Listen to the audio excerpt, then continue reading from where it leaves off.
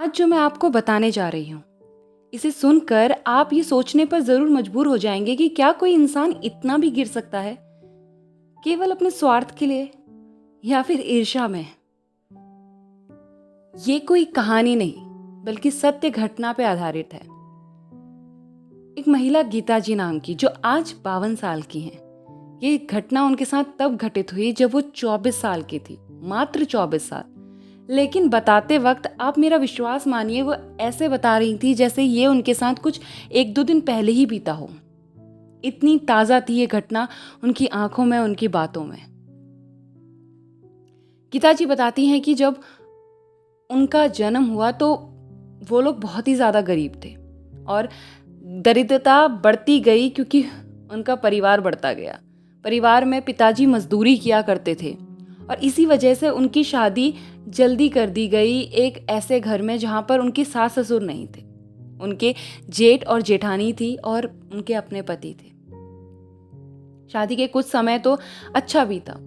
9वीं कक्षा में उनकी शादी हुई थी, मानिए वो 14 साल की थी। और शादी के कुछ दिनों बाद जेठानी ने सारी जिम्मेदारी इस 14 साल की लड़की को दे दी। गीता जी कहती हैं, मैं तो जानती तक नहीं थी कि जिम्मेदारी क्या होती है, मगर हाँ, मैं जानती थी कि मेरे माँ बाबा मेरा अब बोझ नहीं उठा पाएंगे। इसीलिए जितनी भी जिम्मेदारियां आती गई, चुपचाप अमल करके सहन करती गई।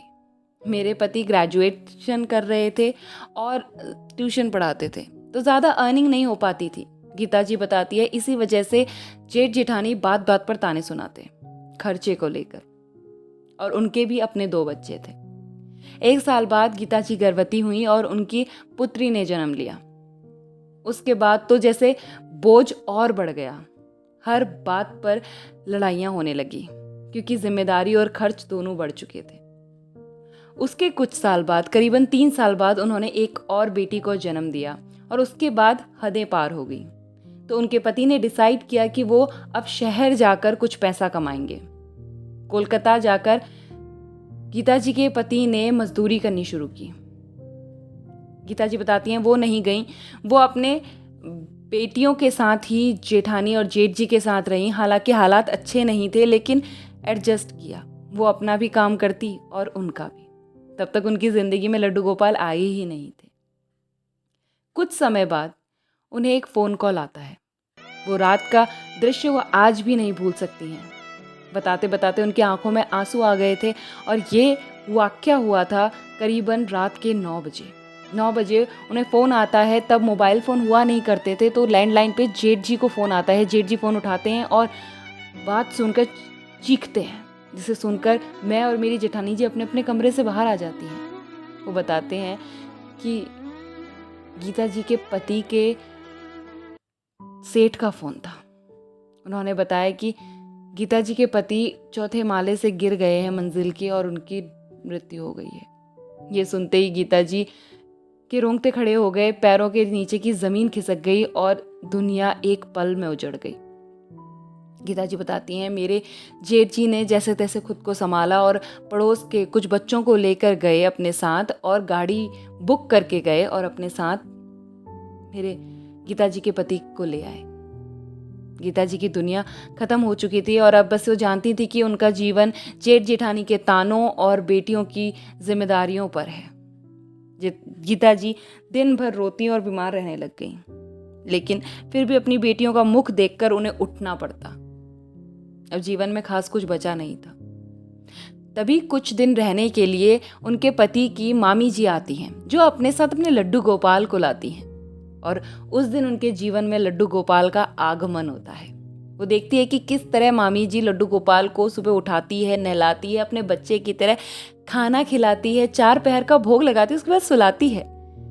गीता जी को ये सब बहुत ही आश्चर्यचकित लगता और वो हर बात पूछती, और मामी जी भी हर बात बहुत प्यार से समझाती। 15 दिन कैसे बीत गए पता नहीं चला। आखिरी दिन मामी जी लड्डू गोपाल को अपने साथ ले जाने के लिए तैयारियां कर रही थी, तो गीता जी उदास हो गई और कहने लगी, मुझे आपके लड्डू गोपाल जी से प्रेम हो गया है, अब मैं क्या करूं? तो मामी जी ने कहा, कोई बात नहीं, तुम भी एक लड्डू गोपाल ले लो। गीता जी ने बताया, जो भी उनके पति की मृत्यु के बाद सेठ ने दिए थे, वो सारे पैसे जेठ जी ने रख लिए और जानती थी कि वो कुछ कर भी नहीं सकती हैं, इसीलिए वो चुपचाप रहीं क्योंकि सारी जिम्मेदारी तो अब जेठ जी की ही थी। तो मामी जी ने कहा कोई बात नहीं, मैं तुम्हें लड्डू गोपाल भी ला दूंगी और तुम ये चिंता मत करो कि साजो सामान कहाँ से आएंगे, वो भी मैं ला दूंगी। और ये सुनकर गीता जी बहुत प्रसन्न होती हैं, लेकिन वो कहती हैं कि लड्डू गोपाल का ख्याल तुम्हें अपने बच्चे की तरह रखना होगा, वो लोग कर सकोगी तो करें। वो कहती है हाँ करूंगी। और वो दोनों मार्केट जाते हैं और सारे साजो सामान के साथ लड्डू गोपाल को अपने घर ले आते हैं। मामी जी अगले दिन अपने लड्डू गोपाल लेके चली जाती है और गीता जी सुबह शाम लड्डू गोपाल की सेवा में लग जाती। वो अपनी बेटियों को भी बोलती कि ये तुम्हारे भैया हैं जो तुम्हारा हमेशा ख्याल रखेंगे, मेरे बेटे हैं। लेकिन जेठानी को ये ज़्यादा पसंद ना आता। जेठानी बात बात पे मुंह बनाती और ताने सुनाती। गीता जी ने सुबह जल्दी उठना शुरू कर दिया, सारे काम कर कर लड्डू गोपाल की सेवा करती, मगर ये भी जेठानी को रास ना आया। उसने जेठ जी के कान भर दिए। तो एक दिन जेठानी जी और जेठ जी ने मिलकर गीता जी को बहुत सुनाया। तब गीता जी ने सुन तो लिया, लेकिन लड्डू गोपाल की सेवा करनी नहीं छोड़ी। मैं आपको बता दूं कि गीता जी के घर में मांस, मछली और अंडा बनता था, जिसे उनके घर के सारे लोग ग्रहण किया करते थे। हालांकि गीता जी ने लड्डू गोपाल को अपनाने के बाद ना मांस मछली खाया था और ना ही अपनी बेटियों को खाने दिया था।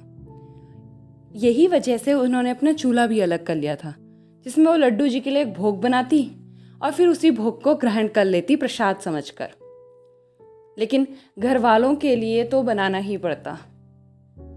एक दिन उनकी जेठानी के बेटे का बर्थडे था, जिसे उन्होंने एक बड़े लेवल पर सेलिब्रेट करना था। घर में बहुत से मेहमान आ गए थे और कुछ आने वाले थे।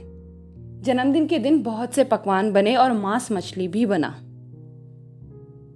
उस दिन सभी लोगों ने जब देखा कि लड्डू गोपाल की सेवा हो रही है तो बहुत प्रसन्न हुए और उसकी बहुत ज़्यादा तारीफ करी। गीता जी कहती हैं जब भी वो देखते और वो कहते अपने लड्डू गोपाल का दर्शन नहीं कराओगी, और जेठ जी से कहते आप कितने भाग्यशाली हैं कि आपको इतनी अच्छी बहू मिली जो इतनी ज़्यादा सेवा में लगी है इतनी छोटी उम्र से। और जेठानी जी से कहते कि भाई तुमसे तो ये बड़ी निकली उम्र में, कई ज़्यादा समझदार।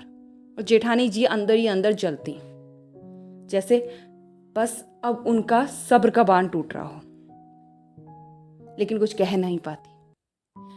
बर्थडे के दिन भी बहुत से मेहमानों ने गीता जी की बहुत तारीफ करी और बर्थडे भी अच्छे से हो गया।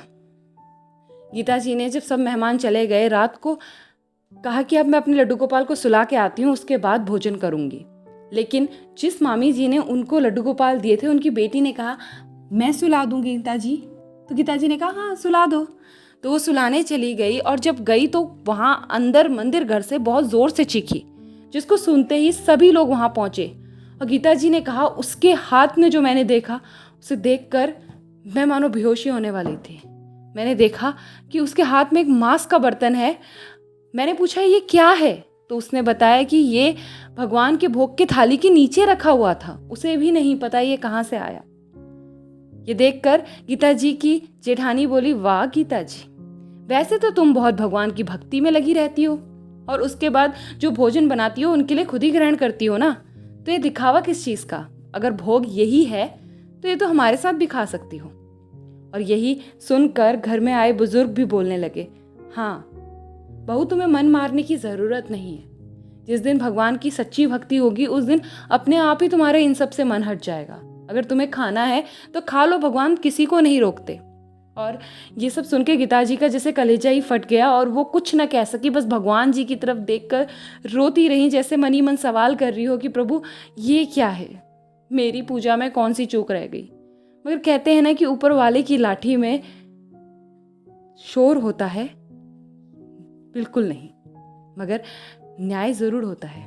और ऊपर वाले के घर में देर है अंधेर नहीं। यही सोचकर उन्होंने उनकी पूजा अर्चना करना नहीं छोड़ा। मगर जेठानी जी का रवैया दिन प्रतिदिन और गंदा होने लगा। एक दिन गीता जी कहती हैं जब उससे रहा नहीं गया तो उन्होंने कहा कि मैं जानती हूँ कि आप ही ने लड्डू गोपाल के आगे उस मांस को रखा था। तो वो भी गुस्से में बोल पड़ी हाँ रखा था, तो क्या कर लोगी, क्या कर लिया तुम्हारे गोपाल ने? और मैं भी पूजा पाठ करती हूँ, मैं भी देखती हूँ कौन मेरा क्या बिगाड़ता है। वो कहती हैं कि उस दिन तो मैं चुप रही, साल बीतते गए, मेरी बड़ी बेटी की जिम्मेदारी उन्होंने ज़्यादा दिन उठाने से मना कर दिया तो उसकी शादी भी छोटी उम्र में कर दी गई। मगर मेरी बेटी का पति और उसके घर वाले बहुत ही अच्छे हैं। उन्होंने मेरी छोटी बेटी को पढ़ाने की जिम्मेदारी ली और पढ़ा लिखा कर एक सरकारी अफसर बनाया। आज मैं अपनी बेटी के साथ ही रहती हूँ, लड्डू गोपाल की सेवा अर्चना उसी के साथ रहकर करती हूँ। मेरा जीवन सुखी है। और मेरी जेठानी 3 साल से एक ऐसी बीमारी से ग्रस्त हैं जो लाइलाज है। उन्हें गले का कैंसर हो गया है। मैं ये नहीं कहूँगी कि पूरा इतना ही हो, भगवान किसी को दुश्मन के साथ भी इस तरह की बीमारी न लगाए, लेकिन अपने कर्मों का तो हर इंसान ने इसी जन्म में भुगतना है। जो उन्होंने लड्डू गोपाल के साथ किया वो भी कहाँ तक सही था, किस हद तक वो गिर गई थी, उसका क्या परिणाम होगा, शायद उस दिन उन्होंने नहीं सोचा, मगर आज भुगत रही हैं। और मेरी जिंदगी भर की सेवा ने, भगवान ने जो भी मुझे फल स्वरूप दिया वो मुझे मान्य है। इसीलिए हमेशा सही कर्म करो। और ऐसा कहकर गीता जी इस बीच कई बार रोई, जैसे मनी मन भगवान से ये कह रही हूँ कि तेरा लख लख धन्यवाद, तूने जो मुझे दिया और जो मेरे साथ हुआ वो शायद मेरे ही कर्म थे। अगर हम इंसान ये समझने में बहुत ही देरी कर देते हैं, बेहतर है कि जल्द से जल्द समझ में आ जाए ताकि आगे का जीवन सरल हो पाए। अगर सत्य घटना समझ में आई तो कमेंट में राधे राधे लिखना ना भूलें। जल्द लौटूंगी एक अच्छी सी कहानी के साथ। तब तक जय श्री कृष्णा, राधे राधे।